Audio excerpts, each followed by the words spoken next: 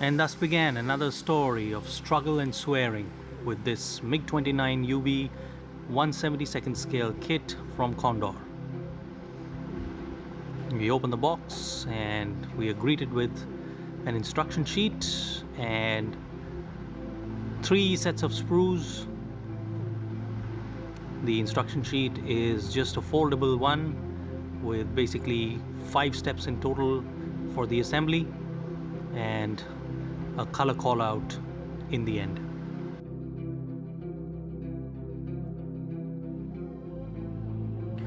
The kit plastic, although looks nice on the outset, but that's the end of it.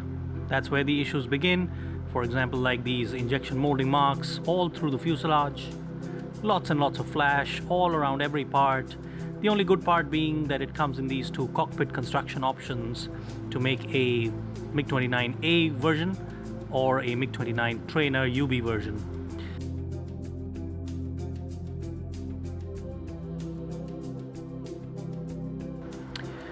Then it's the decal set, which looks good on the outset, but then I wouldn't be using them because I'll be making an Indian Air Force version. So the issues began as soon as I started cutting out the parts from the sprues, and there were these humongous amounts of flash almost on each and every part that I had to clear up before I even thought of assembling the parts together.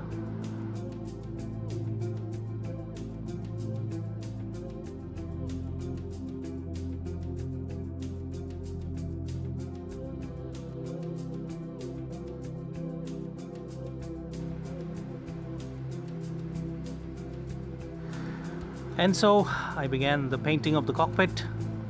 I did not prime this, I just went straight ahead with the color. Yes, I realized the color is really different from what it should have been. It should have actually been gray, but then I realized later on and I corrected this color eventually.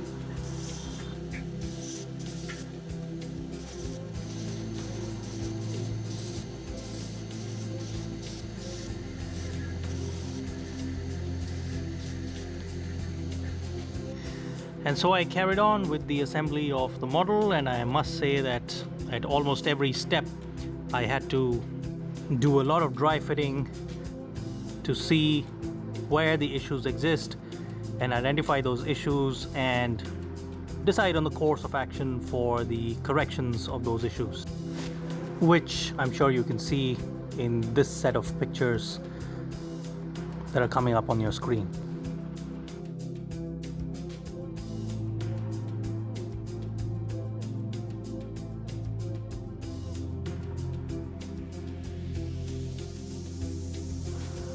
So I began constructing these little snakes, if you will, to fill those huge gaps that were there in the entire model. And I used my usual Fevicryl 2-part epoxy putty filler to fill these gaps. And at many points I actually literally thought that I should just go ahead and bin the goddamn thing if it wasn't for this nice little tool that I recently purchased. It's a pedicure nail file, and it comes with this very interesting set of sanding rollers with these doodads that you can actually attach to the front of it. And I must say that if it wasn't for this tool, I would never have been able to fill those humongous gaps and would never have been able to sand it smooth if I had gone for my traditional sanding stick or sanding paper method. So this tool really came in handy, and I recommend it if you're building a kit of this sort. And so I decided to go for a wheels up configuration on this model because there was just no point working on that substandard undercarriage wheel assembly. So I kind of scratched out some parts from an old credit card, and now you can see that those issues have largely been addressed. The nose looks smooth. You can see the number of parts the nose is divided into, and that's the reason why this kit is almost a nightmare to work with. But then now you see that the parts have really been sanded smooth and they're looking good now. and I can proceed to the next step.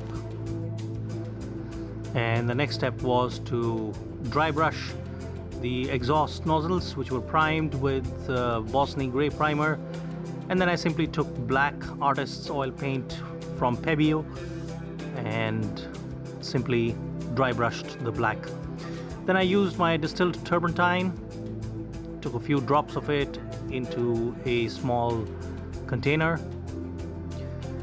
and then took this blue artist's oil paint and began detailing a little bit of the front of the exhaust nozzle, just to show the effect of burn on the front of the exhaust.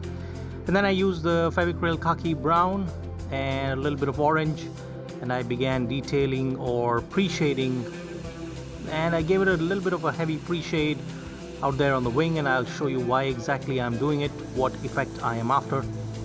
The pictures will come up shortly, but then I started pre-shading with this khaki brown color that I created with a mix and match of some Fevicryl colors.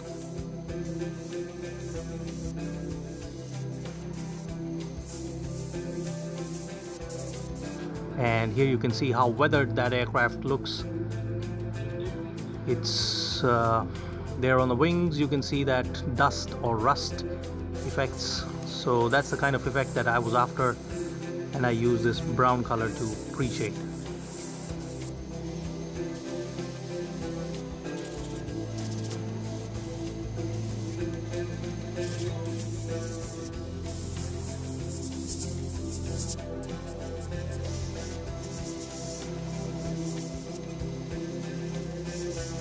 The pre-shading itself, it took almost an entire day because there was a lot of different kind of pre-shading that I had to do. I was actually after the effect exactly as it was in the picture.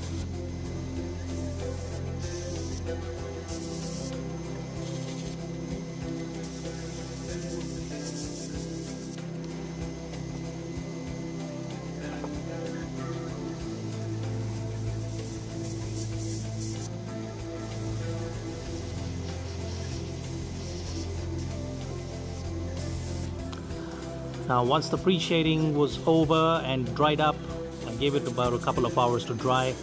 I went ahead with the standard IAF grey blue color and began painting the entire color on the aircraft. Now this painting was another fun part because I actually wanted to showcase the effects of pre-shading and really go after a very weathered look.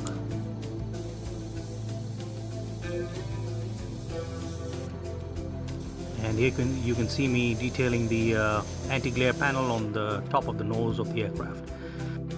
And then I went ahead and gloss coated the model, applied the decals, and I proceeded to the last step, which was unmasking the canopy and the final reveal of the aircraft in front of your eyes in a few seconds.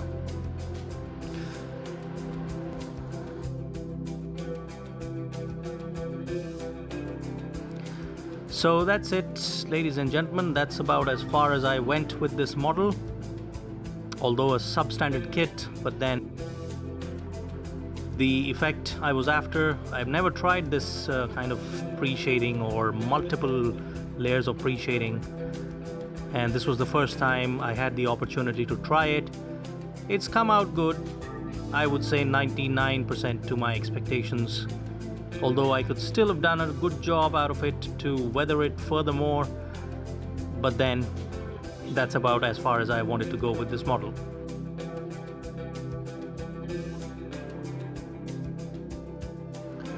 So leave a comment below if you liked the content and the narration. So I sign off now, hoping all of you stay safe. Happy modeling.